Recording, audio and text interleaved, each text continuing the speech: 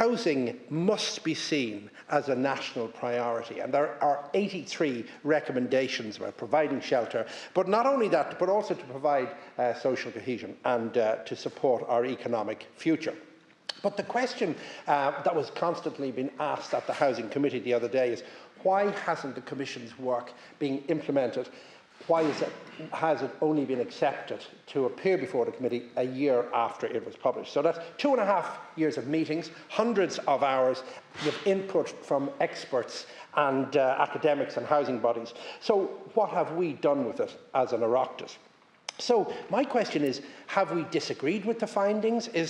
Was there no immediate recommendations in the findings, which I have looked through and there certainly seems, or was it shelved for other reasons? But it looks to me like we're in paralysis and that it is chaotic the way we established a commission and we didn't deal with it. So we're saying time and time again that homelessness housing is a priority, but it seems like we as an Oireachtas are not behaving in that way. And perhaps the most damning reality is, at that commission, you had amazing experts. You had people who actually offered a game changer. They have the knowledge, they have the recommendations, and unfortunately, we're not working together. And I think that has to change. I sort of wonder, is it a cultural problem rather than a structural problem?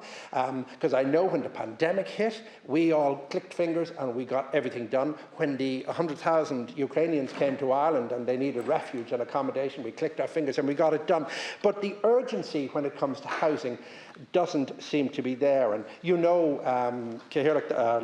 in my own work, working with people that come from addiction and homelessness, etc., we have seen amazing things happen with people turning their lives around that goes against the very culture that they're coming from. So I think it's not just about supply. I think it's about taking down the barriers of red tape, the silos, and also all the delays that are there, because you're facing a generation of younger people without housing. Like 4,775 children in emergency accommodation is unforgivable.